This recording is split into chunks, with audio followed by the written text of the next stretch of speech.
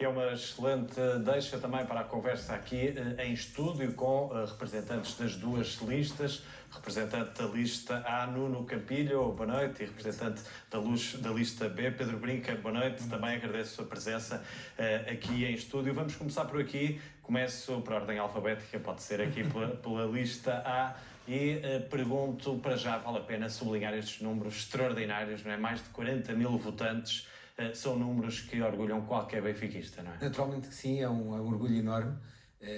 Número que eu pensava que não poderia ser alcançado depois do grande recorde estabelecido no último ato eleitoral.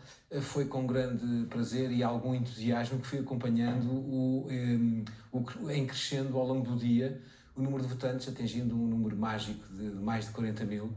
E obviamente que isto é revelador da grande dinâmica e da grande vivacidade e a grandeza do Benfica. Quer dizer, os sócios responderam presentes, independentemente do resultado, estamos francamente entusiasmados com esta prova de vida que o Benfica mais uma vez soube demonstrar, não só a nível nacional, mas também internacional, porque já vi que superámos recordes de outros países e de outros clubes noutros países com grande história. E podemos ir mesmo por aí, há pouco falávamos em off, que o único clube que teve mais votantes foi o Barcelona, teve 55.611. À partida para esta eleição, o Boca Juniors tinha mais, tinha 38.363, ficou para trás com o Benfica. Em Portugal, para termos uma noção da grandeza destes números, o recorde do Sporting era de 22.510 e o Porto não passava dos 10.000. O que é que significam estes números, que são números extraordinários, não só em Portugal, como em termos internacionais, naturalmente? Não, acho que a palavra é mesmo essa, são números extraordinários, que nos devem encher a todos os adeptos de um orgulho imenso. As urnas já fecharam, é o momento agora de contarmos os votos e nos unirmos à volta do próximo presidente do Sport Lisboa Benfica, com grande orgulho e com grande benfiquismo, de facto termos ultrapassado estes recordes, temos tido a segunda eleição mais concorrida da história do desporto mundial, somos um caso que só fica atrás deste recorde do Barcelona. Esperemos que nas próximas eleições podemos superar este recorde do Barcelona. Quando dizemos que o Benfica é o melhor clube do mundo, temos aqui um exemplo que não estamos a brincar. Em termos de massa associativa, é impressionante, não é? E é bom para mobilizar, não é? Quer dizer, isto motiva as pessoas, e eu acho que isto também tem um dom extraordinário, que é de pegar nas pessoas, pegar nos sócios, e as eleições serem disputadas traz isto, não é? Desperta o associativismo. Foi um bocadinho aquilo que Francisco Benítez também disse durante o dia, que é ser benfiquista não é só vir para a bancada e festejar os golos ou ir para os pavilhões apoiar os nossos atletas, também é fazer parte da vida associativa do clube.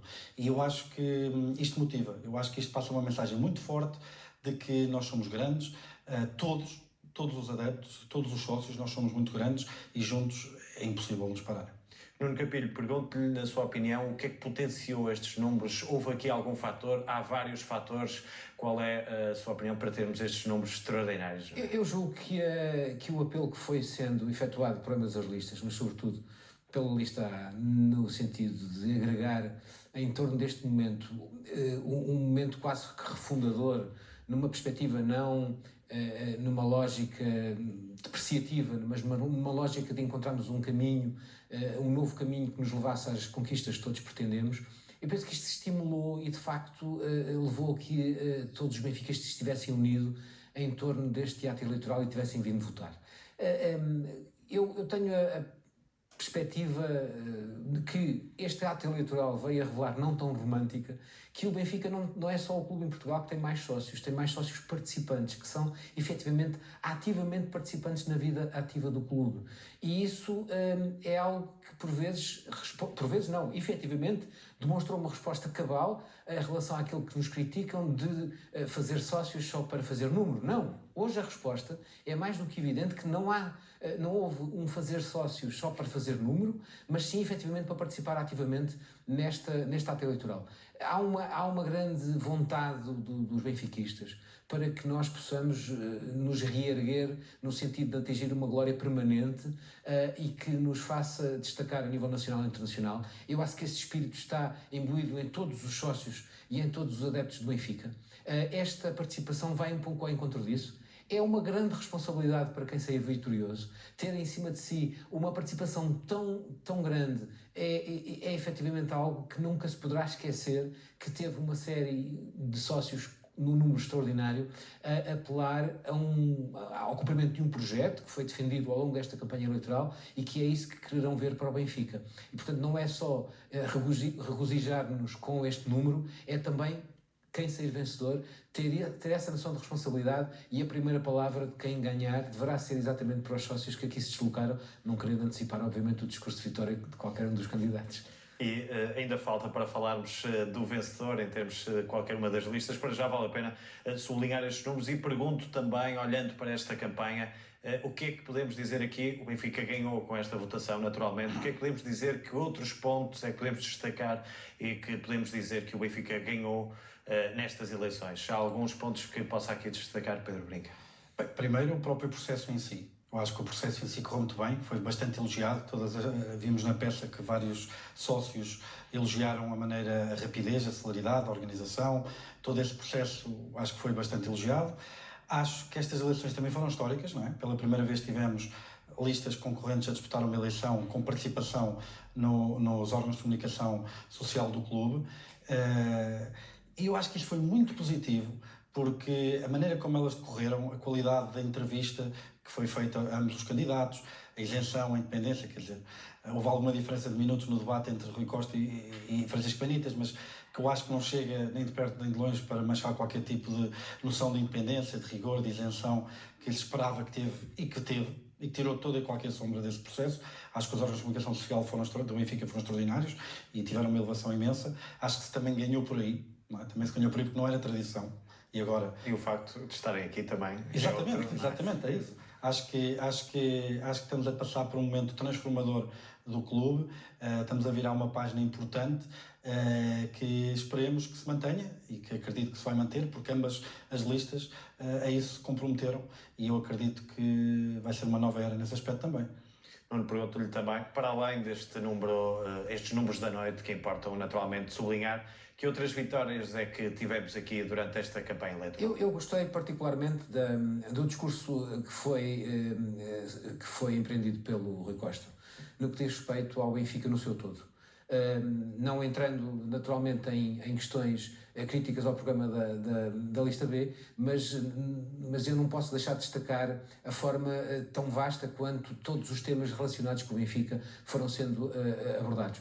Isto transporta-me também para aqueles benfiquistas que não são benfiquistas só do futebol, que são benfiquistas das modalidades de pavilhão, que são benfiquistas de outro tipo de desporto que é praticado no nosso clube, e esta referência, que para mim é muito grata, ao ciclismo, também foi muito importante, porque faz parte da história do Benfica, e isso levou que, eventualmente, algumas pessoas mais desligadas da evolução do Benfica enquanto clube competidor pudesse ser algo que lhes tenha despertado a vontade de voltar a participar, de pensar que havia e que há espaço para todas as modalidades.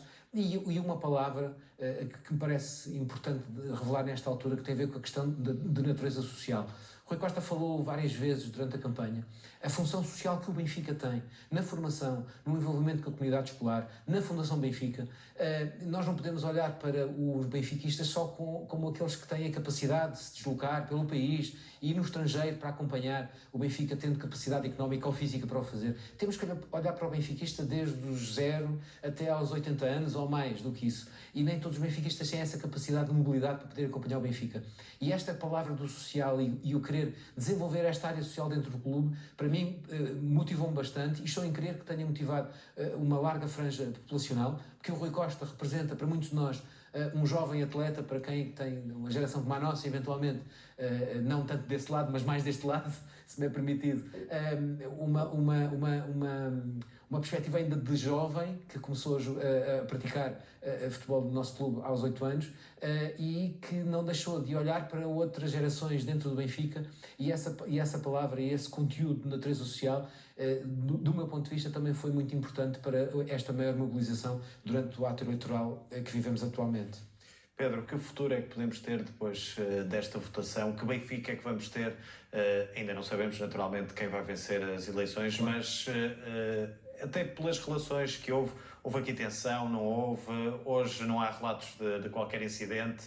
Qual é a sua opinião em relação ao futuro? Que futuro é que vamos ter para o Sport Lisboa e Benfica? Para mim, só antes então de ir diretamente à resposta à questão do futuro, também referir uma coisa que eu acho que é importante. O movimento de servir o Benfica é um movimento cívico, um grassroots movement, como se costuma dizer, um movimento das bases, de pessoas que lá está, precisam do Benfica para viver, mas não precisam do Benfica para comer, uma frase que foi repetida até a exaustão durante o processo eleitoral, e cujo principal objetivo era exatamente passar ideias que nós acreditávamos, que podiam ajudar o clube e que podiam lançar o tal futuro que agora está a referir.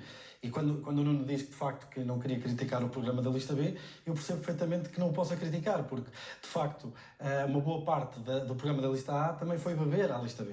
Se nós pensarmos, por exemplo, na questão da auditoria forense, a Lista A veio anunciar que fazia a auditoria forense. Se nós falarmos da questão da limitação dos mandatos, a Lista A veio adotar a questão da limitação dos mandatos. Se falarmos da abertura dos canais de comunicação do clube às listas concorrentes, a Lista A adotou essa postura e proporcionou que nós hoje estivéssemos aqui, porque, obviamente, era a lista incumbente. A questão das revisões de estatutos, a Lista A também por aí também adotou. A questão do plantel curto também estava no programa da Lista A. A questão do ciclismo também estava no programa da Lista A. Ou seja, o que é que eu quero dizer com isto? O que eu quero dizer com isto é que o movimento Servir o Benfica, não sendo um movimento de ambição pessoal de poder, mas sim um movimento de desejo de transformação a favor da transparência, da democracia e de uma nova ambição desportiva para o clube, antes sequer de contarmos os votos, creio que já ganhou. Precisamente porque não é um projeto de ambição pessoal, é um projeto de transformação do Benfica. Aquilo que nós estamos aqui a fazer hoje... Ou seja, o debate de ideias acha que aí houve uma vitória... Ouça, todos nós ouvimos na peça o último votante de hoje o que é que disse. O que é que ele disse? Ele elogiou o facto dos candidatos, como nós estamos aqui, que hoje, por acaso, não é candidato, mas está, obviamente, a torcer e apoia a lista de Rui Costa. Estamos aqui hoje. Ele elogiou o facto de haver a troca de ideias. E veja, isto tem uma dupla função. Por um lado, responsabiliza ambas as listas, quem se propõe a votos. Porque, graças a isso, houve programas, houve um conjunto de promessas eleitorais, houve um conjunto de compromissos que os órgãos sociais se comprometeram, não é, a cumprir e pelos quais terão que responder durante o mandato. Por outro lado, responsabiliza os sócios, não é? Porque os sócios têm uma alternativa e vão poder escolher. Não é? E por último, eu acho que teria sido a pior coisa que poderia ter acontecido ao Benfica, quando estamos num contexto de uma lista de alguma continuidade, em que o anterior presidente teve os problemas com a justiça que nós sabemos, não haver uma alternativa à lista de continuidade. Eu acho que isso teria sido o pior sintoma da democracia e do ceticismo benfiquista. E de facto houve uma alternativa, e é por ter havido uma alternativa que nós estamos aqui hoje a festejar a segunda maior votação do mundo, não é? Da história do desporto associativismo, que nos enche a todos, ambas as listas, de certeza absoluta de orgulho e que creio que podem lançar uma base muito forte para o futuro que deseja. Então, vamos já falar do futuro, vou pedir também um comentário, até porque há aqui novos dados e vale a pena também. Vou pedir então ao Nuno para comentar também ganhou o Benfica com este debate de ideias, como defende o Pedro Brinca. Eu considero de extrema importância esta vitalidade que também foi demonstrada por este movimento, o movimento cívico que foi aqui bem defendido pelo Pedro, mas eu não posso deixar de dizer que faz lembrar um pouco a história do ovo e da galinha. O que é que nasceu primeiro? Quer dizer, quando falamos sobre o plantel curto, quando falamos sobre a auditoria forense, quando falamos sobre a forma como estas eleições decorreram, nunca me ouvirão criticar as ideias que foram lançadas pela lista B. A única coisa que me ouvirão dizer é, afinal, quem é que teve a ideia inicial. O que importava, talvez, referir, e não tenho dúvidas que o farão, é elogiar o papel que o Rui Costa e a sua equipa teve a acompanhar algumas ideias que foram formuladas para esse movimento. E, para além do mais, há ainda outra questão que me parece bastante relevante. Nós somos todos Benfica. E quando alguém tem uma ideia que é francamente empreendedora e uma mais-valia, não deve ser rejeitada, só que é apresentada por outra pessoa que eventualmente não está connosco. E essa não é a postura da lista A, não é a postura do Rui Costa nem da equipa que o acompanha. Eu penso que isto será apreciado por quem acompanha Francisco Benítez, mas obviamente que poderão dizer ou não, e foi sempre nesta perspectiva, com algum ceticismo até da minha parte e de outras pessoas que o apoiam, de perceber como é que o Rui Costa reagia perante estas sucessivas estes sucessivos acossamentos, mas não acossamentos numa perspectiva negativa ou depreciativa, mas numa lógica construtiva. E eu penso que isto foi abraçado como tal. A lista B, e bem, obviamente que defende os seus trunfos como tendo sido o originário destas ideias. Essas ideias já estavam devidamente consideradas no âmbito do programa do Rui Costa, que foram sendo amadurecidas ao longo do tempo e foram apresentadas. Felizmente que há muitos pontos comuns nestes programas, o que significa que haverá sempre um caminho para trabalhar em conjunto. Claro. Quando os pontos são muito divergentes, a possibilidade de trabalho conjunto no futuro não é possível. Neste caso em particular, parece-me que existem efetivamente pontos de contacto que permitirão que esse trabalho seja feito e os benfiquistas ganharão com isso. Só gostaria de terminar dizendo que defendo e sempre defendi e continuarei a defender que um dos principais propósitos a partir do dia de amanhã, vamos dizer assim, é unir os benfiquistas. Unir o Benfica. E ele deve ser unido em torno de quem vencer as eleições, com base no programa que defendeu e aproveitando todos os pontos de contactos com o programa adversário, momentaneamente adversário, para poder construir, de facto, um Benfica melhor.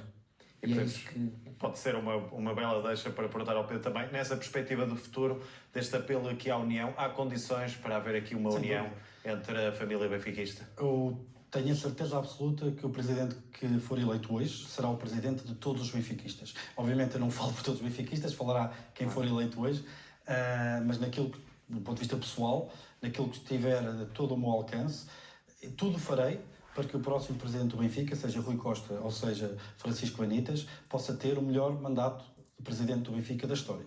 É responsabilidade de qualquer benfiquista, como é óbvio, não é? Obviamente que se espera e há de haver um escrutínio, quer de um lado, quer do outro, seja quem for presidente, sobre o cumprimento de todas estas promessas eleitorais. Acho que isso é normal, é saudável, é a tal glorificação do associativismo que nós já estamos aqui a festejar. Mas acho que é o dever e a obrigação de todos os benfiquistas de se unirem, de darem todas as condições ao próximo presidente do Sport Lisboa Benfica para fazer o melhor mandato da história do clube. Olhando para este momento e desde a saída de Luís Filipe Vieira, como é que olha também a todo o momento do Benfica com o empréstimo obrigacionista, com uma entrada na Liga dos Campeões, com o campeonato a começar e todo o filme que tivemos, podemos dizer, de sucesso, excetuarmos a última jornada, naturalmente, do campeonato. Ainda assim, o Benfica é líder isolado do campeonato. Como é que olha esse momento também?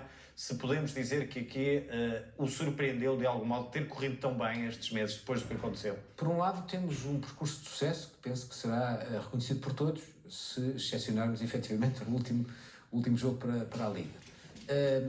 E é importante sublinhar que foi um momento de tensão face aos momentos que tinham que ser ultrapassados sucessivamente. Préstimo obrigacionista, a constituição do plantel, não só em relação às aquisições, como também às renovações e às dispensas, a entrada no campeonato, previamente a disputa da pré-eliminatória para a Liga dos Campeões. Tudo isso, felizmente para todos nós benfiquistas, deu bons resultados, mas revelou-se um momento de grande tensão. É um exemplo, ainda que curto, da capacidade de liderança demonstrada pelo Rui Costa enquanto presidente neste período, porque os resultados de facto assim o revelam, mas não são só os resultados, foram a forma como os resultados foram alcançados.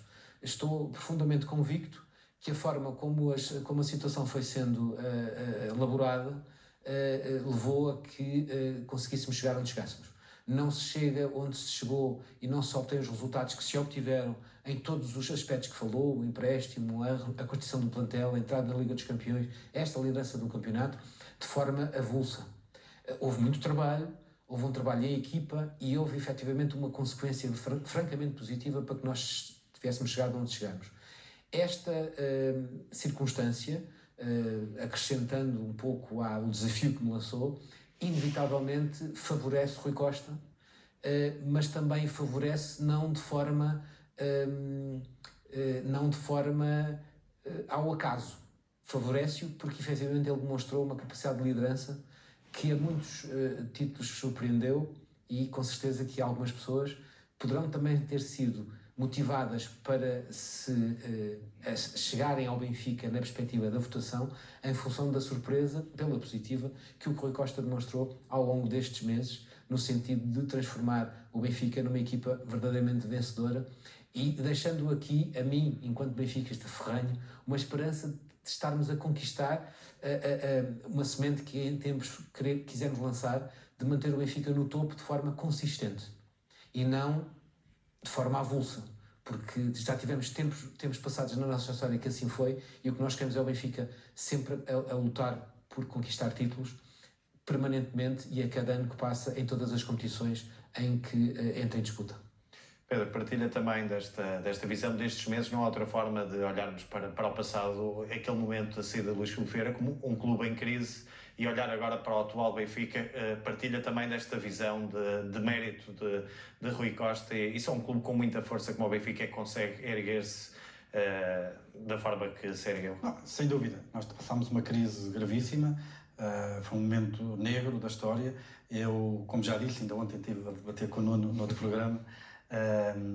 Eu desejo ardentemente, porque eu o apoiei, Luís Filipe Vieira, no passado, não o apoiei nas últimas eleições, nesta ele não estava a concorrer, mas desejo ardentemente que todos estes casos sejam resolvidos sem qualquer tipo de estabelecimento de prova de culpa do que quer que seja. Desejo isso ardentemente também para Domingos Soares de Oliveira e Miguel Moreira, etc., porque seria o melhor que nos podia acontecer a todos, de facto, mostrar que não houve nenhuma ilicitude. Daí para a frente, e porque eu acho que as urnas já fecharam, começa a chegar uma altura de virarmos a página, olharmos para a frente, deixarmos de olhar para trás. Acho que Rui Costa, nestes 3 meses, tudo aquilo que podia correr bem, correu. Nós entramos na Liga dos Campeões, nós fizemos um arranque de campeonato excepcional. Estou plenamente convencido que aquilo que aconteceu com o Portimonense foi um pequeno percalço neste glorioso caminho que vamos ter para ser campeões nacionais. E aquilo que eu desejo ardentemente é que o resto do mandato de Rui Costa, se vier a ganhar as eleições, possa continuar neste ritmo. Seria melhor para todos. Nesse sentido, parece-me que eu desejo todos os benfiquistas. Eu acho que Rui Costa precisava de umas eleições disputadas, principalmente quando até tinha sido, entre aspas, designado como o príncipe herdeiro, não é? Ele precisava de umas eleições disputadas com uma votação massiva, desculpem-me, que o legitimasse de forma forte, que lhe desse um mandato forte, se for o caso, não é? Se ele for eleito. E eu acho que os sócios, quer seja a favor de Francisco Benítez, quer seja a favor de Rui Costa, disseram presente e vieram dar esse mandato forte a quem for eleito. Tudo isto se conjuga para, de facto, haver união para o futuro do clube, e tudo isto se conjuga para que o futuro seja risonho e os melhores dias do Benfica ainda estejam à nossa frente e não para trás de nós. Vou já fazer a mesma pergunta ao Nuno. Pergunto-lhe se, olhando para as eleições de 2020 e olhando agora para 2021, Pedro, concorda que a massa associativa do Benfica não estava unida, ou acha que estava unida, na sua opinião? E pergunto se, para o futuro, se há condições para voltar a unir a família benfiquista. Qual é a sua opinião? Eu acho que as últimas eleições foram disputadas por Luís Filipe Vieira e Noronha Lopes, não é? João Noronha Lopes. É importante refletir sobre o facto que há aqui 2 períodos da vigência de Luís Filipe Vieira que são bastante diferentes, não é?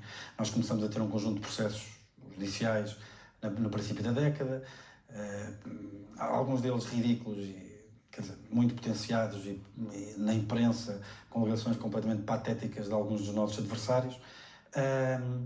Mas tudo mudou um bocadinho a partir do momento em que começam a aparecer o saco azul, começa a aparecer o Lex, começa a aparecer, depois mais tarde, o cartão vermelho, e aquilo que já estava em causa não eram algumas alegações alucinantes de alguns adversários nossos, mas estavam em causa acusações formalizadas do Ministério Público relativamente a actos que prejudicavam o próprio Benfica. E eu acho que isso é que provocou essa decisão dos adeptos. Eu acho que isso provocou essa mudança. E por isso é que eu acho que as últimas eleições acabaram por ser muito mais disputadas do que Luís Filipe Vieira tinha experienciado desde que tinha chegado ao Benfica. Eu acho que Luís Filipe Vieira saiu. Eu acho que Luís Filipe Vieira, neste momento, apesar de ter construído uma obra grande e haver muito dos mandatos de Luís Filipe Vieira a que os benfiquistas devem estar gratos. O próprio Francisco Benítez falou em relação ao Benfica Campos. Mais uma vez, eu apoiei Luís Filipe Vieira, mas eu creio que foi em fevereiro, escrevi um artigo no Record, precisamente a criticar alguns movimentos que estavam a aparecer da oposição a Luís Filipe Vieira, porque entendia que todos os casos que tinham acontecido antes das eleições de outubro, antes das eleições anteriores, Luís Filipe Vieira tinha sido legitimado nas urnas, desde então não tinha havido nenhum caso, nada de novo, e não havia razão para estarem a pôr em causa um presidente que tinha sido acabado de ser eleito e tinha o poder democrático que lhe adveio de ter ganho uma eleição. Obviamente, depois, passados uns meses, sabemos o que se passou em julho com a questão do saco vermelho. Relativamente a Rui Costa e ao futuro que me perguntou, eu acho que Rui Costa, se vencer as eleições, no caso de Benítez isso não se põe porque ele não parte de uma lista que teve problemas, não é? Mas se Rui Costa vencer as eleições, acho que Rui Costa merece que seja julgado por aquilo que se passar daqui para a frente e encerrar de uma vez por todas aquilo que se passou para trás. A única ressalva que se põe aqui, como é óbvio, é que há investigações em curso e vamos ver, desejo ardentemente que nada saia daqui, como é óbvio, não haja mais nenhuma mancha para ninguém do Benfica, salvo feita essa ressalva, Rui Costa, a partir do momento, se ganhar as eleições, merece ser julgado por aquilo que fizer das eleições para a frente, porque nesse ponto recebeu um mandato, se ganhar, mais uma vez, forte dos sócios. Nuno, qual é a sua opinião também? Concorda que há aqui um cenário diferente e a hipótese de unir a família benfiquista e de pacificação, podemos dizer assim, da família benfiquista? Eu não tenho a menor dúvida, aliás, eu fico muito satisfeito pelas últimas palavras que ouvi em relação àquilo que deverá ser a posição e a postura do Rui Costa a partir do momento em que for eleito, se for eleito, de ser escrutinado daqui para a frente e de deixar para trás tudo o que é deixado para trás, independentemente da forma como os processos e dos processos estão em curso. Permitam-me fazer aqui uma nota sobre a questão judicial e sobre a questão de Luís Filipe Vieira, as últimas eleições, todo este processo. E a contenda que se verificou no anterior ato eleitoral, que pôs frente a frente Luís Filipe Vieira, João Noronha Lopes e Rui Gomes da Silva. Obviamente que as suspeições que estavam lançadas sobre Luís Filipe Vieira e os processos em que eles estavam envolvidos foram efetivamente importantes. Agora, não é possível deixar de referir algum cansaço que também já existia em relação a alguma forma como a própria direção, o próprio Luís Filipe Vieira, pela sua personalidade muito específica, tinha um relacionamento com os sócios. E há um conjunto de sócios de onde terá saído o movimento de Servir o Benfica, de onde terão saído os milhares de apoiantes de João Noronha Lopes, que não estavam só focados na questão jurídica, estavam também focados noutros aspectos da vivência do Benfica. E foi um sinal que foi dado, e eu que fui apoiante de Luís Filipe Vieira também nas últimas eleições, eu pelo menos interpretei o sinal como um sinal de era necessário estarmos mais atentos àquilo que é preciso fazer para poder, lá está, unir os benfiquistas em torno de um objetivo comum e que possa ser mais transparente, mais envolvente, mais democrático, mais participado, algo que eventualmente nos últimos anos poderá ter deixado de acontecer. Portanto, não é só a questão jurídica, porque se fosse só a questão jurídica e que se não se provasse nada, transitasse em julgado sem qualquer acusação e sem qualquer condenação, então estaria tudo bem. Mas não está tudo bem, portanto, é preciso ter a consciência e a responsabilidade de assumir que podemos fazer melhor. E se podemos fazer melhor é porque algo atrás de nós não estava tão bem. E daí também elogiar a postura que o Rui Costa teve em relação a alguns pontos que não eram propriamente a linha diretiva anterior e que ele inverteu e que tem muito a ver com ele e com ele próprio e com a sua forma de liderar e de gerir. Portanto, não vamos escrutinar o Rui Costa por aquilo que ele não era presidente. Pode ser apontado por ter sido uma pessoa de grande importância nas últimas direções, mas ele não era presidente, ele é presidente agora. E as características que ele tem revelado que são as características pelas quais ele deve ser julgado. Julgado esportivamente, julgado diretivamente. E, nesse sentido, eu penso que ele tem feito um excelente percurso, ainda que curto. E, obviamente, que esperemos que faça o melhor mandato de sempre à frente do Benfica, como dizia o Pedro há pouco. E é bom que nós façamos esta distinção. E, portanto, eu não posso deixar de pegar nas palavras que foram ditas há pouco e poder fazer esta distinção e olhar preferencialmente para o futuro. O passado se resolverá onde tem que se resolver, para que isto deixe de intoxicar o Benfica, deixe de continuar a pairar sobre todos nós e a motivar discussões acesas entre pessoas que estão do mesmo lado, entre pessoas que são amigas e que têm um objetivo comum, que é um objetivo de facto de grande dimensão e de grande glória, que é o Benfica. E por vezes vemos algumas dissensões que eram dispensáveis. Bruno, então pergunto-lhe, até pegando nesta ideia defendida aqui pelo Pedro Brinca, o Rui Costa merece ser julgado a partir de agora por aquilo que vai fazer. Na sua opinião, que Rui Costa é que vamos ter agora como presidente do Benfica? Eu penso que vamos ter um Rui Costa muito próximo de todo o universo benfiquista. O universo benfiquista não é só composto por sócios, composto por adeptos, composto por simpatizantes, composto por famílias e composto por uma faixa e uma faixa social extraordinária. Dou um exemplo que é conhecido por todos. Temos muitos praticantes de futebol, desde os mais tenros, cuja família provavelmente nem é benfiquista. Eu tenho alguns amigos que não são propriamente do Benfica. Eu digo que não são propriamente porque a partir do momento em que o filho joga no Benfica, ele tem que ser um bocadinho do Benfica. Portanto, o Benfica tem aqui um peso, enquanto instituição nacional, de uma relevância extraordinária, ao ponto de conseguir mobilizar e mover milhões de pessoas. E estes milhões de pessoas, nem todas elas estão no universo benfiquista que nós conhecemos, do sócio, do adepto, do frequentador do estádio, do que acompanha a equipa ao estrangeiro, ao norte, ao sul, ao centro. Essas pessoas também são um Benfica. E eu tenho a convicção que o Rui Costa se vai abrir a todas estas pessoas e vai transformar o Benfica num emblema de dimensão verdadeiramente nacional. Eu gostaria muito, e se eu me puder ouvir, obviamente, passa em modéstia, de podermos ter o Benfica não só como um clube de futebol.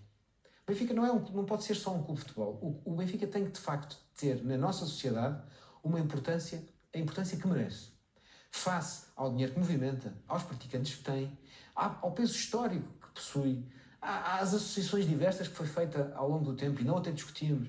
O Benfica é democrático, dizia o nosso parceiro de debate, ainda antes da democracia. Portanto, nós temos que pegar em todos esses que podem parecer chavões, mas não são. Isso é a história do Benfica. São factos, não é? E eu estou convicto que o Rui será a pessoa que vai conseguir transportar o Benfica para além daquilo que é o desporto e transformar o Benfica numa verdadeira instituição da nossa sociedade, com uma importância que vai para além disso. Sendo o desporto importantíssimo, sobretudo na perspectiva da formação e de conseguir trazer jovens eventualmente desocupados a praticar desporto, como se vê um pouco por todo lado, sobretudo na área metropolitana de Lisboa. E isso é notável. E era um desafio que, se ele o conseguisse abraçar, pelo menos para já abraçar, não estou a dizer que fosse de sucesso no imediato, se pudesse lançar isso como uma forma de trabalho, de agregação e de elevar o Benfica a este patamar, eu ficaria fortemente agradado com esta postura, se assim ele entender que o deve fazer. Por uma questão de justiça, perguntei ao Nuno Campilho que presidente é que íamos ter se Rui Costa for eleito. Tenho que perguntar naturalmente ao Pedro Brinca que presidente é que vamos ter se Francisco Benítez for eleito presidente do Benfica. Não, eu acho que isso ficou bastante claro, não é? Francisco Benítez já declarou, inclusive, que aquilo, ele tem 3 pilares do programa, não é? Transparência, ambição e democracia, e creio que todos esses pilares irão ser fortemente fortalecidos durante uma presidência ou durante um mandato de Francisco Benítez. E veja-se, por exemplo, falou-se muito da questão de quem são os administradores da SAD, não é? Nós ainda ontem discutimos sobre isso. Quer dizer, nós sabemos da lista B que só havia um, que era Francisco Benítez, por inerência, de ser, se fosse eleito presidente da direção, mas da lista A também só sabíamos 2, não é? Que é Rui Costa e Domingos Vaz de Oliveira. Mas foi feito um caso à volta disto. Mas para dizer o quê? Para dizer que os restantes membros, por exemplo, que iriam para a SAD, iriam ser sufragados, os nomes seriam propostos por Francisco Benítez, e iam ser sufragados em Assembleia Geral, por exemplo. Ou seja, uma das coisas que eu acredito que uma presidência, um mandato de Francisco Benítez, é uma responsabilização muito maior de parte do movimento associativo, dos sócios, no dia-a-dia no clube. E isso só se consegue também com o outro pilar da transparência. E com o pilar da transparência e com o pilar da democracia, em que é exigida a participação dos sócios, para também haver responsabilização, não é? Porque falar mal é fácil, não é? Mas quando nós participamos e participamos do processo de tomada de decisão, todos nós nos unimos atrás de um objetivo. E isso também traz a tal união. E com união, transparência e democracia, de certeza que conseguimos realizar a ambição, que era o terceiro pilar de Francisco Benítez. Por isso eu estou a crer que um mandato de Francisco Benítez será, sem dúvida, também um excelente auspício para o futuro do Benfica. Há algumas questões, e acho que o Nuno falou numa que me é bastante grata, até das minhas atividades profissionais. Eu coopero muito com várias instituições esportivas, inclusive com o Benfica, alguns projetos com o Benfica, projetos com outros clubes, com a Federação, com o Comitê Olímpico, etc. E uma das coisas que eu acho que não foi tão bem trabalhado no mandato anterior e que peço ao próximo presidente, de facto, que que esteja mais atento a esta circunstância. Repare-se que durante o período pandémico encerraram cerca de 500 clubes, 500 associações esportivas em Portugal. Nós estamos num país com um pouco mais de 300 concelhos. Veja que isto foi mais quase que um clube por concelho. E nós vivemos num país que não é a América. Nos Estados Unidos, o desporto universitário e o desporto escolar e universitário está bastante desenvolvido. Em Portugal nós não temos desporto escolar digno dessa palavra. Os clubes é que fazem esse papel. papel. Que fazem esse papel social. E foram os mais castigados, não é? Na Inclusive pandemia, o Benfica, obviamente o Benfica tem centenas, milhares de atletas ao seu serviço, desempenha essa função social.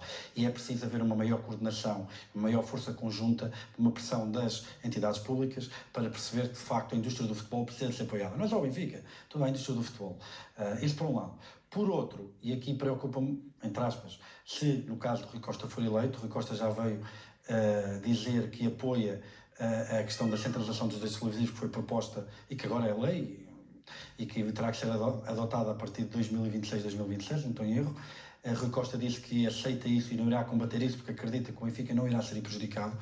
Eu estou bastante mais cético relativamente a essa circunstância. Eu não acho que seja bom para o Benfica e não acho que seja bom para o futebol português. Mais uma vez, eu não sou pró-direitos nem contra-direitos, eu sou do Benfica, é o único, seja bom ou mau, quero que ganhe. Ainda estou para ser convencido de facto que isto é bom para o Benfica e uma das coisas que eu gostaria muito, se o Rui Costa for presidente, foi que explicasse então aos sócios do Benfica porque é que ele acredita que é bom, que é positivo para o Benfica. Eu gostava de ser convencido, gostava de ouvir esses argumentos e ser convencido disso. Eu acho que hoje, mais uma vez, tivemos uma demonstração inequívoca e óbvia e gritante a entrar pelas televisões de todas as casas que tem a BTV deste país e também de outros canais que também viram, porque outros canais também mostraram e fizeram reportagem sobre este extraordinário capacidade de mobilização associativa. O modelo de centralização vai sempre implicar algum tipo de redistribuição. E o modelo de redistribuição preocupa-me que não seja no interesse não só do Benfica, mas também do futebol português.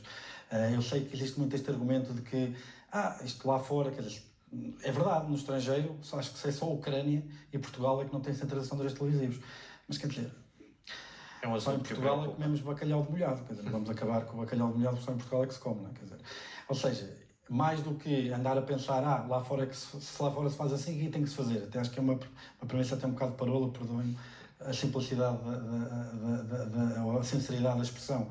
Eu acho que temos que perceber muito bem qual é o posicionamento de Portugal neste contexto. Veja, por exemplo, que a Bélgica e a Holanda, dois países com enormes tradições de futebol, a Bélgica está no primeiro ranking da FIFA das seleções, a Holanda é um país de 17 milhões de habitantes com grande tradição no futebol, também com uma identidade muito forte na área da formação e com poder de compra muito maior. Ambas têm direitos centralizados e pelo menos desde 2000, no ranking de clubes da UEFA, a Holanda ficou à nossa frente uma vez e a Bélgica nenhuma, se não estou em erro.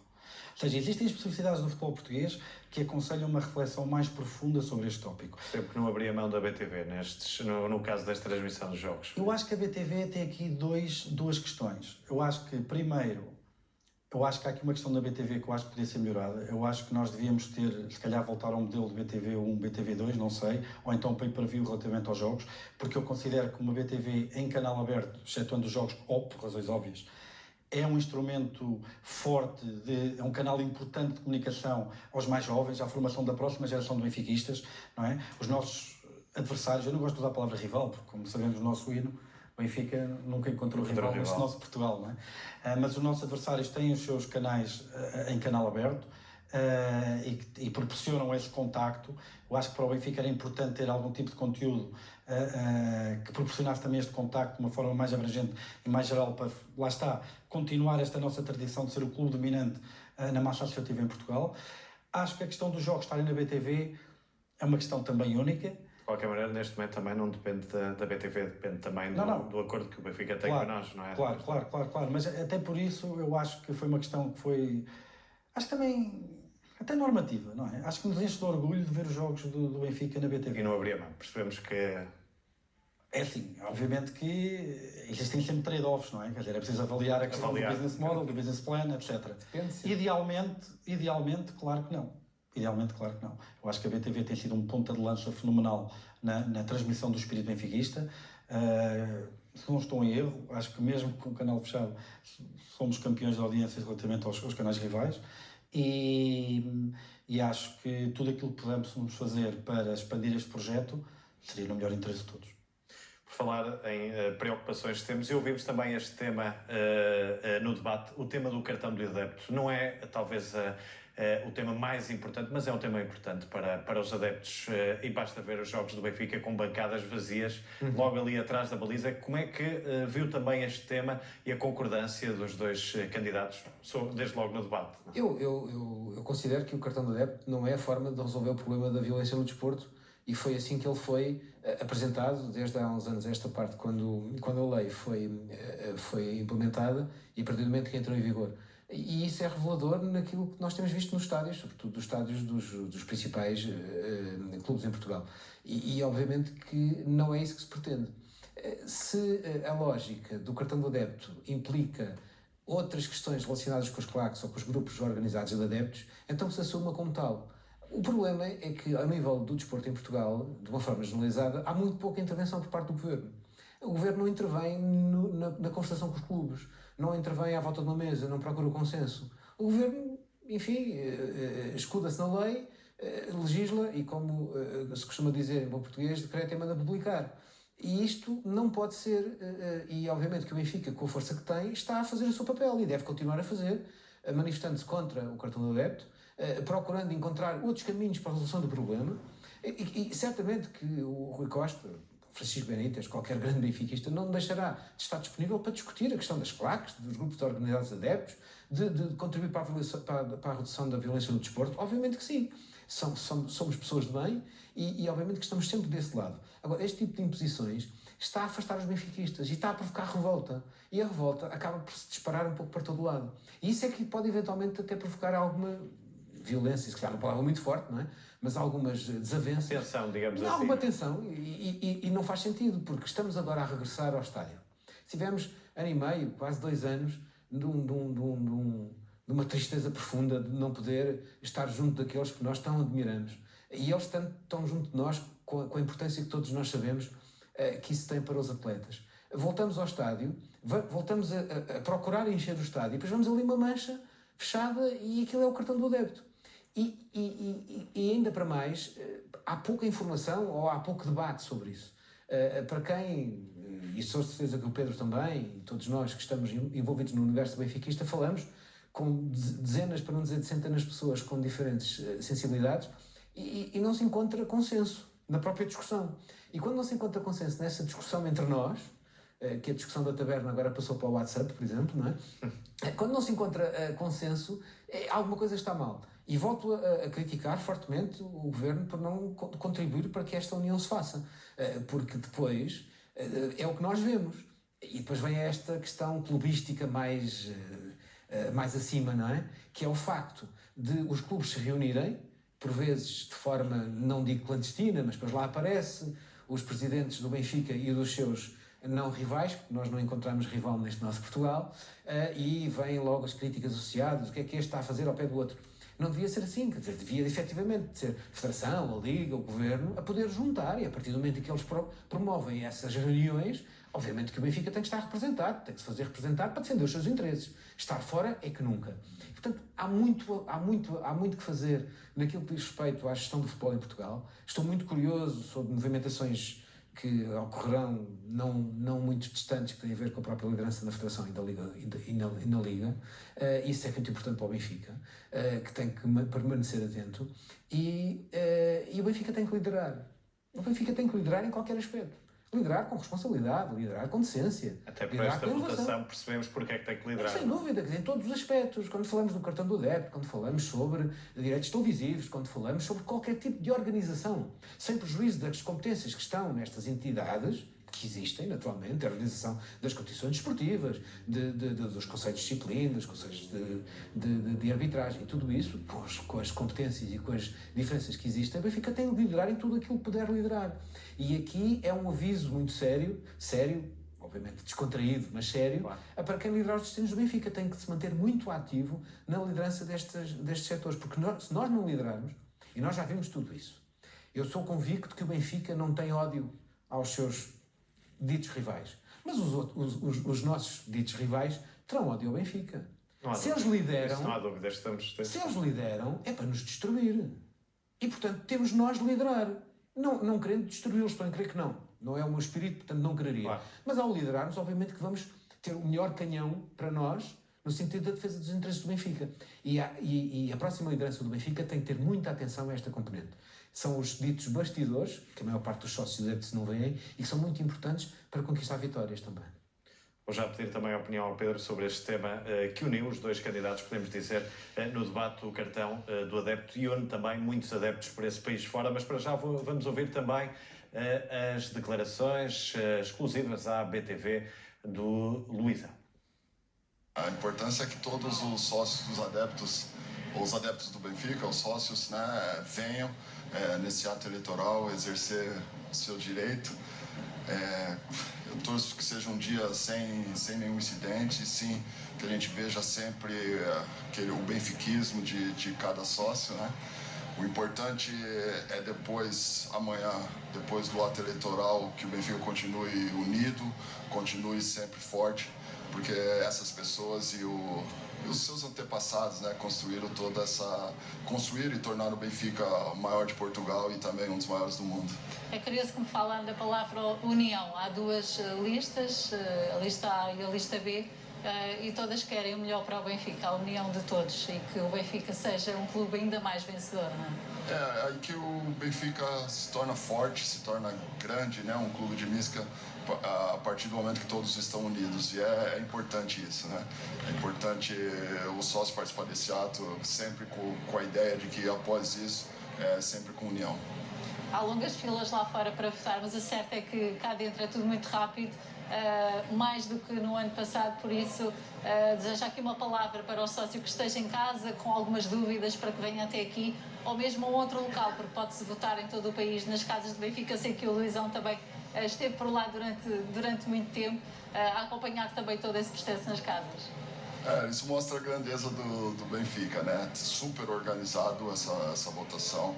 Aquele sócio que está em casa um pouco em dúvida, que ele vá até o lugar mais próximo, até a casa do Benfica ou até aqui o estádio, e exerça o seu direito, que é o mais importante, né? Para que o Benfica continue se tornando cada vez maior. E que futuro é que espera nos próximos 4 anos? Espero um futuro de muito trabalho, né? Um futuro que o Benfica vem primeiro e que a gente vença. E de um ex-capitão passamos para o atual capitão. Vamos ouvir André Almeida. Acho que é muito importante, não só para mim, como para todos os benfiquistas. Acho que é uma oportunidade de fazer valer a nossa opinião e com um clube que é de todos, como diz o nosso lema, acho que é de extrema importância estar presente aqui hoje. Por falar em capitão, vamos ouvir também Simão Sabrosa.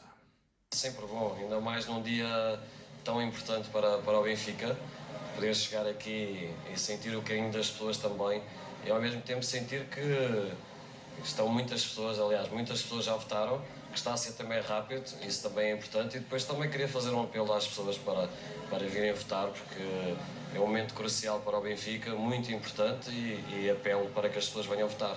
E qual é a importância que considera que tem um ato eleitoral em qualquer clube? É sempre, de facto, muito importante, ainda para mais agora estamos a falar dos próximos 4 anos, um novo futuro para o Benfica. Exatamente, é crucial, é importante, é uma nova viragem e acho que os sócios devem vir aqui votar, escolher a pessoa que acham que devem escolher.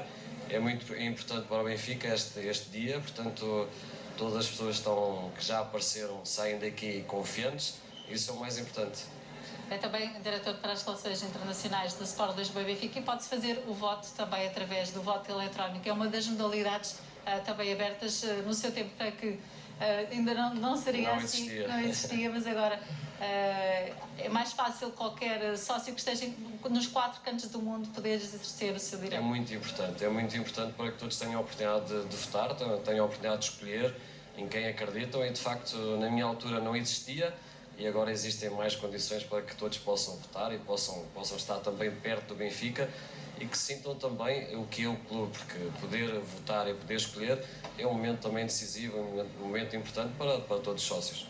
Em relação aqui ao pavilhão número 2 da Luz, há mais 24 locais onde os sócios podem exercer um voto. Porquê é que escolheu o pavilhão número 2 da Luz? Tem algum significado para si? Acho que é importante, eu vivo perto, portanto é importante também sentir, poder estar aqui com as pessoas também, poder receber o carinho delas e depois também estar aqui num local que é o local principal, é o Estádio da Luz, aqui no pavilhão, aqui no coração do clube, portanto eu decidi vir aqui por essas razões e são razões mais que óbvias e super importantes também para mim. Até porque há este contacto com os adeptos, eles vão-lhe dizendo alguma coisa, estes sócios do Benfica vão-lhes transmitindo alguma ideia. Como é que tem sido? Tirar algumas fotografias, claro. Exato, fazem-me voltar ao tempo em que eu era jogador, em que sentia de facto esse carinho, essa demonstração de carinho que é muito importante para nós, sinal que tudo fizemos enquanto éramos jogadores. Agora também estou num novo papel, mas é sempre bom sentir o carinho das pessoas e o respeito. E vamos recuperar a conversa também. E o tema que há pouco falávamos, Pedro Brinca, vale a pena espreitar este cartão de adepto. Não é, naturalmente, o mais urgente para o novo presidente do Sport Lisboa e Benfica, mas é um tema que preocupa e que mancha, digamos assim, os estádios de futebol por esse país fora, não é? Claro. Eu antes de ir ao cartão de adepto, queria só comentar algo que vi na televisão. Quer o Luizão, quer o Simão Sabrosa foram meus alunos no curso de executivos de futebol na Federação. Em particular, o Luizão impressionou-me bastante. Tive a honra e o privilégio de poder almoçar com ele no intervalo da aula e ouvi-lo e perceber e sentir uma humildade muito grande perante o extraordinário benfiquismo.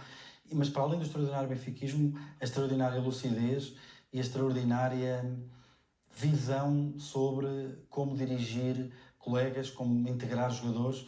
E tenho a certeza que ele tem sido um dos pilares fundamentais na integração de novos colegas e no sucesso que muitos deles têm tido. Portanto, nota 20 como jogador e nota 20 como pessoa também, não é? Extraordinário, sem dúvida.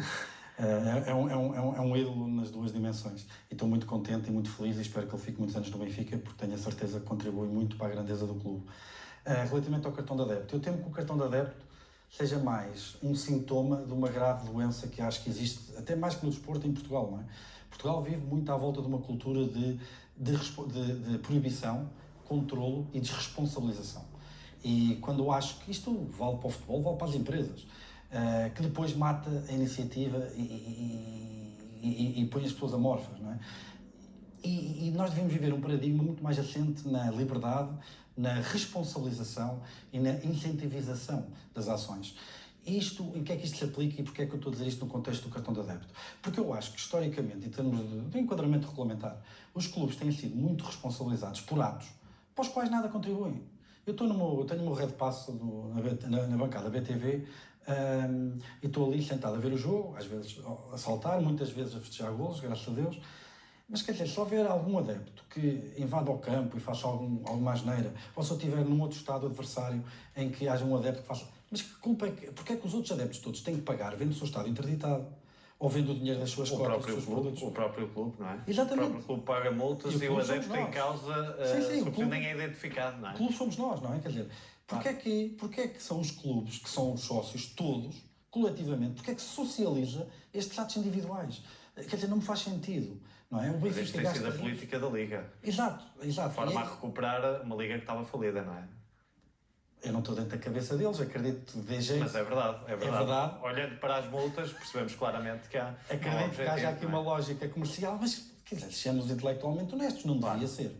Não devia ser. Eu acho que as pessoas, quer dizer, se identifica o adepto que fez uma asneira, pega no adepto e tem que ser responsável. E eu concordo em absoluto com o Nuno, não é? Que é o Estado admitir-se do seu papel de segurança.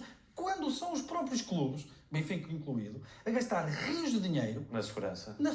E atenção, nós estamos a falar do Benfica, que é um clube com a grandeza que tem, que a segurança tem um peso relativamente baixo no orçamento, mas estamos a falar inclusive até de clubes das distritais. Por exemplo, eu sou professor na Nova SBE, a Nova SBE tem um projeto fantástico, perdoe uma publicidade de uma equipa de futebol que entrou na terceira divisão da Distrital de Lisboa época passada, subiu de divisão, este ano vai em primeiro, 3 jogos, 3 vitórias.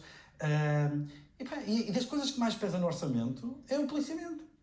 E depois ainda somos responsabilizados se houver um indivíduo que fizer uma asneira quando o clube fez tudo aquilo que podia e estava ao seu alcance para garantir a segurança de todos os intervenientes. Esta lógica regulamentar não me parece bem. Este tique de controlo e de proibição, em vez de ser um paradigma de liberdade, mas depois de responsabilização, acho que está ao contrário. E o cartão do adepto é mais um sintoma disso. Quer dizer, nós temos na Constituição a liberdade do associativismo. Agora, estar aqui a obrigar as pessoas... isto já vem atrás dos movimentos organizados de adeptos, quer dizer, é outra coisa que me parece também aberrante, quer dizer, as pessoas estão dentro de estádios, há câmaras por todo lado, há agentes disfarçados no meio dos adeptos, como nós sabemos, quer dizer, as pessoas são fáceis de identificar.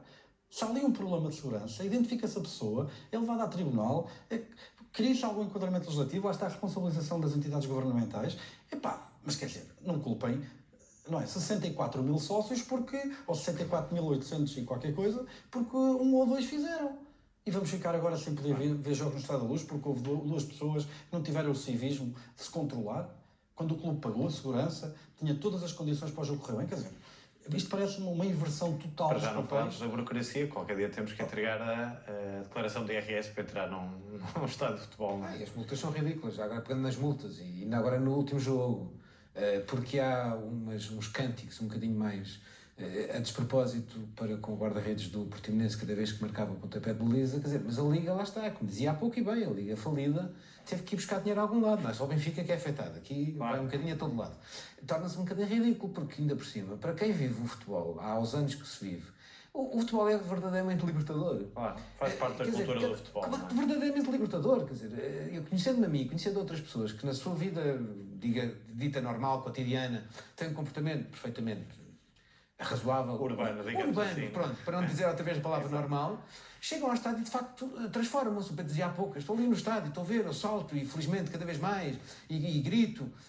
Nós libertamos-nos, aquilo é um momento francamente libertador. Eu ansiava por voltar ao estádio, porque aquilo são 2 horas em que eu saio dali novo. Aquilo é melhor que ir ao spa, é melhor que ir ao ginásio, é melhor do que ir ao terapeuta, não é? Não, é fantástico, a nível psicológico e físico. E portanto, as pessoas libertam e de repente está ali alguém da Liga ou de onde for com o caderno e com o lápis. Olha, filho, não sei das coisas, 50 euros. Mais 50 euros. Assim, não é difícil que a Liga já apresente resultados positivos. A espalhar multas por todo lado, não é? É uma coisa inacreditável. Isto não é assim, porque a determinada altura vamos ver o futebol como quem vai à ópera? Não, vamos ver o futebol como quem vai assistir a um concerto de canto gregoriano, ou coisa que o valha. Não é. O futebol sempre foi, ao longo de todos os anos, um momento verdadeiramente libertador. Com controle, com cuidados, com urbanidade. Mas podendo festejar. E agora estamos nesta situação, ainda por cima cheia de dúvidas, porque as dúvidas permanecem. É cada dia que passa, há sempre qualquer coisa. Há aqui sempre algo muito rebuscado que nos vai ficar a pensar, como se dizia há pouco, em que país é que se viu isto para alguém ter ido copiar, não é? Já que nós não temos capacidade de ter cabeça para poder fazer algo que se adeque àquilo que nós somos, vamos ver num sítio qualquer, ainda não sei onde. Mas que está perto de ser um disparate, sem dúvida que está. E deixa-me só complementar uma coisa que o Nuno acrescentou e falou bem. O Nuno voltou a falar da questão do papel social. Nós vivemos tempos muito difíceis, não é? Estamos aqui num programa de desporto, mas é bom lembrar que nós vivemos tempos em que as desigualdades estão a amplificar, em que temos uma tensão social crescente, temos movimentos populistas crescentes, quer dizer, uma tensão social que se agudiza com estas desigualdades. É a minha área de estudo, perdoem-me se calhar a referência. E o que é que seria deste país sem a válvula de escape do futebol? O que é que seria este país sem a possibilidade de libertar muitas destas frustrações? Nós temos largas... O populismo não aparece por acaso. Nos últimos 20, 30 anos, o Portugal cresceu, desde 2000 quase nada, mas mesmo assim, pós a Revolução, cresceu bastante. Quer dizer, mas houve muita gente que ficou para trás. E há muita gente zangada. Não é à toa que temos alguns movimentos populistas. Isto não melhorou com o confinamento, pelo contrário. Não é? E o confinamento foi o grande acelerador destas tendências. Porque lembre-se, por exemplo, potenciou ainda mais. Um dos grandes determinantes deste afundar das desigualdades tem sido, por exemplo, a adoção de tecnologias digitais e de automação. Tem ido, por exemplo, às bombas de gasolina, lentamente começámos a deixar de ver pessoas a meter gasolina no depósito. Agora é um ecrã tátil. Se for ao McDonald's, a mesma coisa. E o que é que isto acontece? São as pessoas que têm um determinado tipo de ocupação que técnicos de redes, montagem de ecrãs, etc., que vê a sua procura aumentar e os salários aumentar, mas todas as outras pessoas que fazem esse trabalho indiferenciado estão a ficar para trás. São pessoas que há 20 anos, 30 anos, estão a ficar cada vez mais no fundo da cauda da sociedade. E estão zangadas. Então, quer dizer, e para muitas dessas pessoas, o futebol é a única alegria, o futebol é o único escape deste cotidiano. O que seria da sociedade portuguesa sem futebol? Por isso, quando nós falamos do papel social do futebol e da importância que ele tem, não é só na questão do desporto escolar, como o Nuno falou muito bem, também é nesta questão social.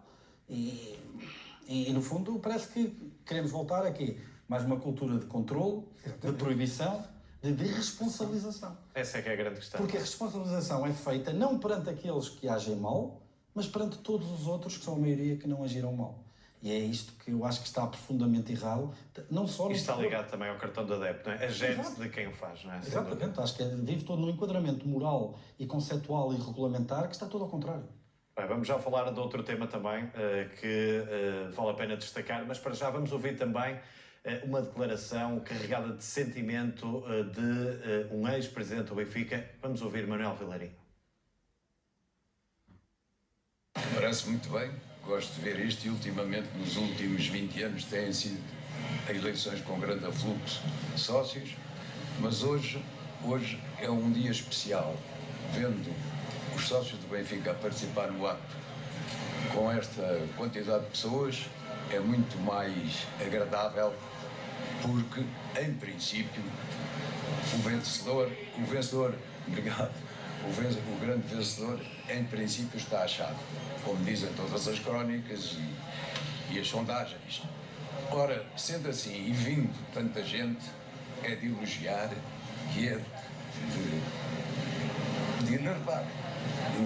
Enerva, dá-me vontade assim, não me dei vontade, mas vem-me a lágrima ao olho. Os benfiquistas, a família é boa. E aproveito até já agora para dizer, em períodos de crise, antigos dirigentes e quem não faz parte da vida do clube em termos de organização e gestão, deviam não falar tanto para a imprensa. Porque não adiantam nada, só podem atrasar. Quem sofre é o Benfica. Eu, por exemplo, só uma exceção para a Benfica TV. Não podia deixar de fazer. Não, como devem calcular, fui assediado entre comas por vários órgãos de comunicação e não me ouviram falar para nenhum. Não quer dizer que eu esteja certo, mas é assim que eu entendo o Benfica. Faz lembrar outros tempos, um dia como hoje? Sim, faz. Com esta diferença que acabei de referir. Sim, sim. Faz lembrar e dá-me grande prazer. Uma última questão que tem a ver com o facto do futuro do Benfica para os próximos 4 anos. O que é que pretende que aconteça? O que é que gostaria? Tem-se falado tanto na transparência, saber estar, transparência, nada de colocar o clube sempre nas paragonas dos jornais.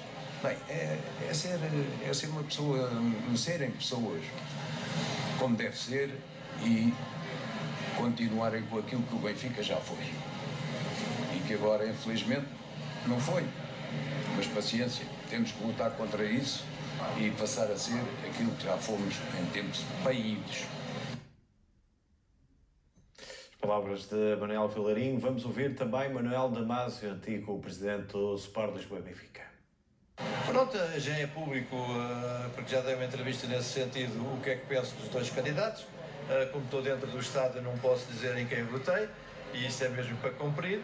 Exatamente. Mas seja um ou outro que ganhe, o importante é que o Benfica esteja unido e que a partir de segunda-feira seja uma força única e que bem precisamos disso, porque temos de facto vários desafios pela frente.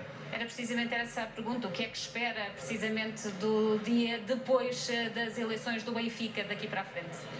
Eu creio que se um dos candidatos ganhar, talvez seja mais fácil manter as infraestruturas que o Benfica tem. Porque o outro candidato tem uma outra filosofia, mas seja como for, qualquer deles tem que fazer os possíveis para manter essas infraestruturas.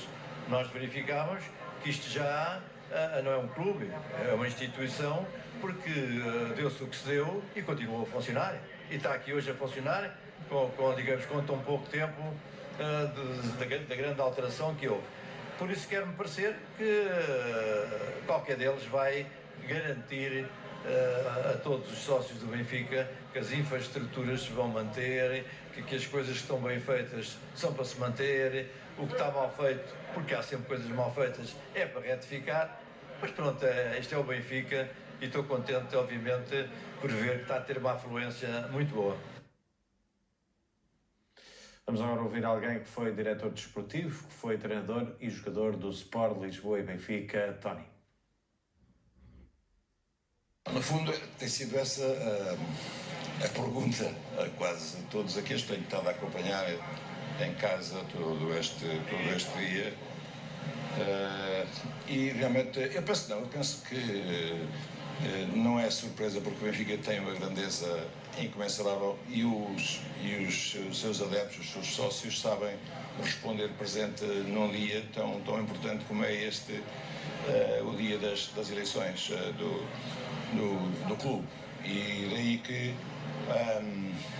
tal como nas últimas eleições, já, embora num contexto diferente, mas sempre com o Benfica como pano de fundo. Por isso, não foi surpresa para mim o número de adeptos que acorrem aqui e acorrem muitas casas do Benfica espalhadas pelo país e pelo mundo. E a medida que não costumava vir a esta hora votar, porque é que decidiu vir a esta hora? Olha, primeiro não podia faltar, e depois, mesmo que já em casa até diziam que mesmo que viesse numa ambulância, mas não, é que apareci com a voz rouca, aliás, e ao mesmo tempo também com tosse, e fiz um teste que deu negativo para que pudesse naturalmente vir ao ato eleitoral e sem prejudicar outros, não é? Por isso é a razão pela qual acabei por vir a esta hora. Normalmente não o faço a esta hora. Ficou esclarecido com aquilo que os candidatos disseram?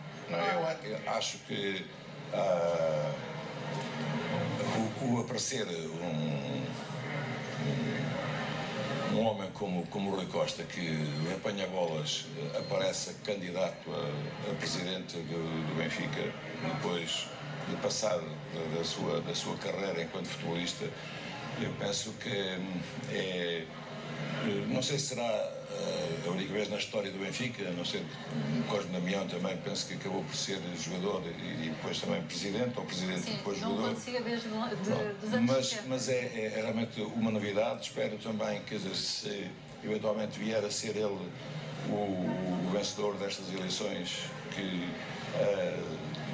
tenha sucesso, porque o sucesso dele será o sucesso de todos os benfiquistas. A mesma coisa para Francisco Benítez, que não conheço pessoalmente, mas que ama o Benfica tanto como aqueles que hoje aqui estão a votar e aqueles que não votaram, mas que amam e sofrem pelo Benfica. Penso que aqui não há pesos para saber quem é o maior benfiquista. Eles vivem e sofrem com as incidências que acontece num clube com esta dimensão do Benfica. Por isso, aquilo que espero depois destas eleições é que haja, tal como disse nas últimas, que haja um só Benfica. E esse um só Benfica, e quem ficar na oposição, que seja sempre uma oposição construtiva e e vigilante, porque é importante que quem fica, quem é a oposição, que faça essas pontes e não que o Benfica fique fraturado ou dividido, porque fraturado ou dividido seremos sempre mais fracos. Tony, uma grande figura do Benfica, ele que foi treinador adjunto na final de 83, adjunto de Sven-Göran Eriksson, depois orientou o Benfica em 88 nessa final frente ao PSV Eindhoven, e em 90 foi novamente adjunto em mais uma final europeia do Benfica, adjunto de Sven-Göran Eriksson, numa final que o Benfica perdeu frente ao Milan. Quem representou o Benfica dentro do campo nessa final foi Vítor Pereira. Eu acho que sim, era de prever novamente uma concorrência dos sócios, o que é de salutar naturalmente, é um momento do Benfica, é um momento importante sempre da história do Benfica, qualquer eleição. Com esta participação, espero que seja em massa e que corra da melhor forma, com civismo, com organização e acima de tudo, que o Benfica saia mais uma vez a vencer. E esta descentralização, esta possibilidade, são mais de 20 casas do Benfica onde se pode votar e também há algumas filiais, como o Sport Vila Real e Benfica, que estivemos esta manhã. Isto faz todo o sentido e é com grande orgulho que vê isso. Claro, o Benfica é um clube nacional, mundial. É importante estar espalhado por todo o país, é importante dar a possibilidade de muita gente que é sócia do Benfica não ter que se deslocar necessariamente a Lisboa para votar, vota nas suas casas mais próximas. E é bom, o Benfica é isto, o Benfica é enorme, é grande, é o maior e proporciona estes momentos de grande benfiquismo, e isto mexe com todos, mas com o país naturalmente é mais um momento bonito do Benfica que nós temos que recordar. É também um grande orgulho da sua cidade ter uma casa tão pujante, tão forte, tão afirmativa, que também ajuda a este viver o Benfica de forma muito intensa. Claro, a casa foi uma casa muito forte, das mais fortes do país. Naturalmente a pandemia condicionou esse desenvolvimento, mudaram de instalações, espero que volte a ser novamente uma das maiores casas do Benfica do país, porque esta é uma cidade de muitos benfiquistas também, de famalicenses que adoram o Famalicão, e que temos esta possibilidade de ter aqui uma casa forte aqui, e ficamos quase no meio, a 20 km de tudo, do Porto, de Braga, Guimarães, enfim, Póvoa de Varzim, Vila do Conde, quer dizer, nós estamos no centro disto tudo. Acho que faz sentido termos uma das maiores casas do Benfica do país. Ouvimos aqui duas grandes figuras do Benfica, que representaram o Benfica dentro das 4 linhas, Vítor Paneira e também Tony, e vale a pena também espreitarmos, Nuno Campilho, esta questão do Benfica europeu. Faz sentido, à luz de uma Liga dos Campeões para milionários, falar num Benfica europeu, o Benfica voltar a chegar a uma final, tanto da Liga dos Campeões como da Liga Europa chegou recentemente. Há condições para o Benfica ter força em termos europeus? Condições para o Benfica ter forças em termos europeus existe. Agora temos que distinguir aquilo que é o Benfica europeu daquilo que é o Benfica campeão europeu, ou o Benfica vencedor da Liga dos Campeões. O Benfica europeu, para quem tenha uma visão racional, é um Benfica que possa constantemente atingir as oitavas de final da Liga dos Campeões até aos quartos de final com uma prestação verdadeiramente digna. Em crescendo, não vale a pena estarmos a iludir-nos e a achar que daqui a 1 ou 2 anos podemos vencer a Liga dos Campeões. Todos nós sabemos quão fortes são as equipas competidoras nesta Liga. Agora, que é um sonho de qualquer benfiquista poder voltar aos tempos gloriosos da conquista da Taça dos Campeões Europeus, obviamente que sim. Queremos ter essa ambição. Podemos apontar e levar a fasquia até esse ponto, mas devemos fazê-lo sempre com racionalidade, com os pés assentos no chão e sabendo que isso exige muito trabalho a vários níveis, inclusive ao nível daquilo que é a constituição da própria equipa, e que nos leva para uma conversa eventualmente a outro ponto relacionada com a formação, relacionada com a qualidade das contratações, porque o Benfica tem formado jogadores nos últimos 10 anos que hoje, todos juntos, com certeza ganhariam variedíssimas Ligas dos Campeões. Aí havia essa hipótese, não é? Exatamente.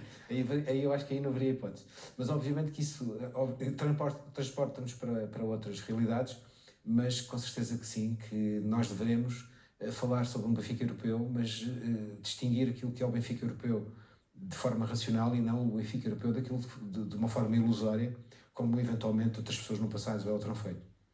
Pedro, como é que podemos abordar também esta questão? E, neste caso, estamos a falar naturalmente do Benfica, para nós o Benfica é que importa, mas há condições para uma equipa portuguesa, é transversal, neste caso, ter hipótese de conquistar uma Liga dos Campeões. Olhamos há pouco tempo o caso do Ajax, do Tottenham, que seriam outsiders. O próprio Chelsea, apesar de ter um poderio económico fantástico, mas não era propriamente considerado um favorito, chegaram longe nas Champions. Há esta... permitem-nos sonhar ou é impossível sonhar com isso? Para mim é óbvio que o Ajax é o outsider, não é? O Tottenham faz parte de uma liga, que a Premiership, que gera as receitas que todos nós sabemos. Há aqui uma questão importante, houve um fosso grande... O próprio Lyon também, há pouco falei, também chegou mais longe. E acredito que nesse âmbito, num quadro excepcional, é possível que uma equipa portuguesa, nomeadamente esperamos que o Benfica, não é? Consiga atingir uma fase avançada da prova e porque não fazer uma graça, não é? Mas não de uma forma consistente, que é como o Nuno referiu, que seria interessante. Porque existe aqui alguns condicionalismos, vamos ver. Existe uma notícia um bocadinho positiva, que é o quê? Houve um fosso grande que se cavou durante a década de 2010 para a frente com a explosão dos direitos televisivos. Essa explosão dos direitos televisivos em termos da exploração dos mercados nacionais estagnou, parou. Vamos ver o que é que vai acontecer com o Covid, mas parou. Em Inglaterra, no último ciclo de negociação de direitos televisivos, os direitos televisivos nacionais já baixaram. Eles, como um todo, aumentaram, porque aumentou os direitos internacionais, Sudeste Asiático, etc., em cerca de 30%. Mas eles, nacionais, baixaram, se não estou a erro, cerca de 8% na última negociação de contratos televisivos, do ciclo de contratos televisivos. Ou seja, uma parte de uma boa notícia é que esse fosso deixou de ser cavado.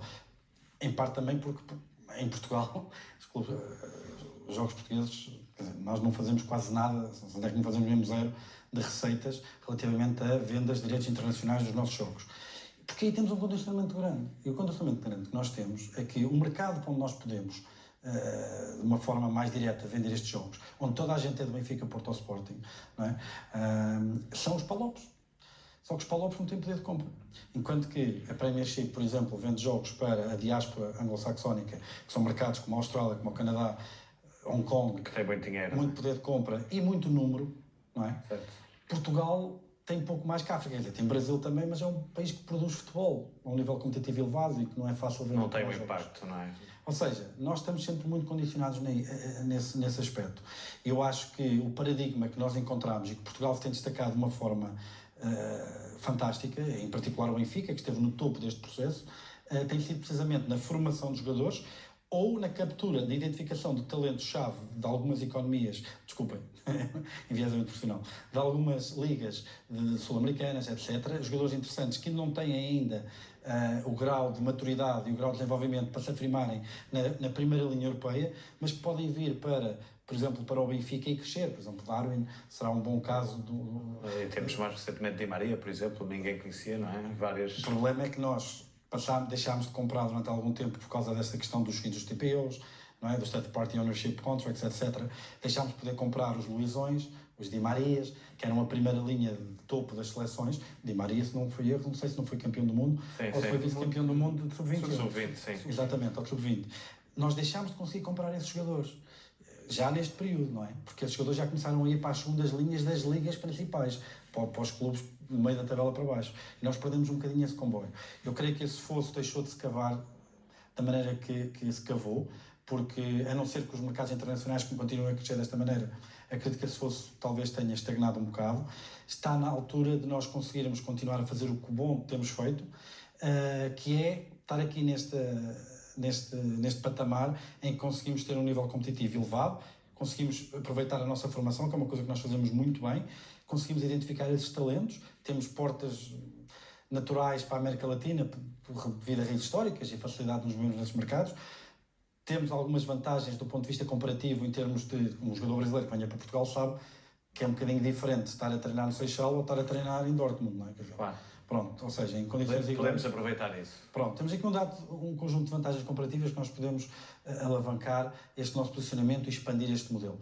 Mas o meu único medo é que enquanto nós tivermos este atual modelo de competições, em que temos as competições nacionais, que são a principal competição, depois temos a Liga dos Campeões, com um reduzido número de jogos, e depois já as ligas eram tantas receitas, as top 5, que criam aqui um fosso competitivo brutal, e são sistematicamente as mesmas, ano após ano, que chegam aos quartos e aos oitavos de final, que não é fácil quebrar este ciclo. Se nós falássemos, por exemplo, de uma Superliga, aí a lógica toda ela se invertia, porque depois já temos o Benfica sistematicamente numa Superliga, em que o pool e toda a receita que é gerada já não é função das ligas domésticas, mas sim dessa Superliga. Eu não estou aqui a defender a Superliga, atenção, até sou contra esse projeto por uma questão normativa, nem económica.